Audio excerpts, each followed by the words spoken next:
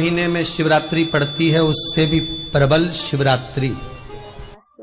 ये शिवरात्रि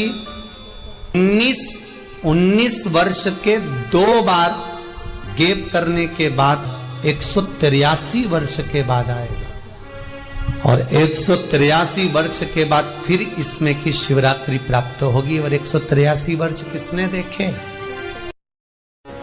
जो शिवरात्रि के दिन मेरे मंदिर में दिया लगाएगा या बेलपत्री के पेड़ के नीचे जो दीप प्रज्वलित करेगा, उसके घर में लक्ष्मी सदा के लिए विराजमान रहेगी।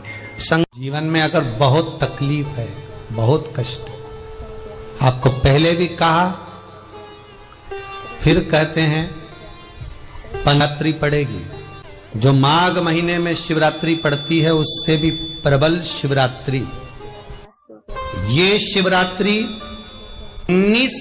19 वर्ष के 2 बार गैप करने के बाद 183 वर्ष के बाद आएगा और 183 वर्ष के बाद फिर इसमें की शिवरात्रि प्राप्त होगी। और 183 वर्ष किसने देखे?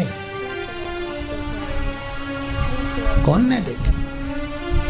और निवेदन करूंगा, अगर जिंदगी में थोड़ी सी तकलीफ है, दुख है, कष्ट है, परेशानी है, तो उस शिवरात्रि को हाथ से मत जाने दो। कल शिवरात्रि को आपको पहले भी कहा कि क्या क्या वस्तु भगवान शंकर को हम रात्रि के समय पर चढ़ा दें, जिससे हमारा रोग समाप्त हो जाए, हमारी बीमारी समाप्त हो जाए, हमारे जीवन में सुख समृद्धि लक्ष्मी आ जाए। वो समर्पण का भाव।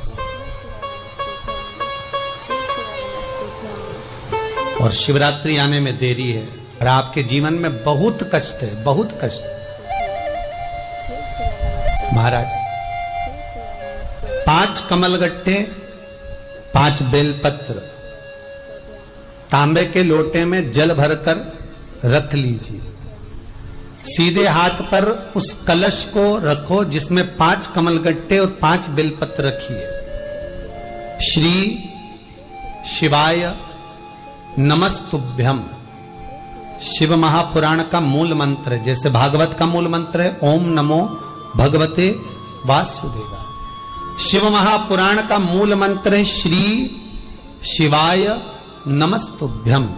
इस मंत्र का 5 बार स्मरण कर कर आपको जो तकलीफ है उसको हृदय चित्त से धरकर मस्तक से कलश को लगाकर किसी एकांतेश्वर महादेव पर, एकांतेश्वर महादेव मतलब अपने गांव से, नगर से, शहर से जो बाहर खेड़े में हो, बिल्कुल बाहर, जिस शिवलिंग पर कोई पूजन करने ना जाता हो, एकांत में बैठे हो, जंगल में बैठे हो, कहीं किसी वृक्ष के नीचे विराजमान हो, ऐसे एकांतेश्वर महादेव पर अपनी कामना कर कर वो जल समर्पित कर दो। 1 बेलपत्र, 1 कमलगट्टा उठाकर अपने घर पर लेकर आ जाओ। जो तकलीफ बहुत ज्यादा हो रही है, 5 दिन में आपको मालूम पड़ जाएगा, 5 दिन में अंतर आ जाएगा। शिव का अनुमोदन करो, शंकर का स्मरण करो। महाराज 183 वर्ष के बाद वापिस आएगा योग। ये योग पहले मिल जाता 19 वर्ष में, पर अब मिलेगा 183 वर्ष। बटकेश्वर महादेव और पिपलेश्वर महादेव। पिपलेश्वर महादेव जिस जगह पर दधीची ऋषि की धर्म पत्नी सुवार्च के सम्मुख में दधीची ऋषि के प्राण देवता ले लेते हैं, अस्थियों का कंकाल हो जाते हैं दधीची बाबा। उनकी धर्म पत्नी रोती हुई अपने पेट पर पत्थर मारती है गर्भ को नष्ट करने के लिए। वहां शंकर भगवान प्रकट होते हैं पीपल के पेड़ के नीचे। शिव जी का नाम पिपलेश्वर महादेव हुआ। जो बालक पीपल के पेड़ के नीचे जन्मा, उसका नाम पिपलाद हुआ। 2 महादेव अपनी पुस्तिका में लिख कर रख लो, एक बटकेश्वर महादेव और एक पिपलेश्वर महादेव।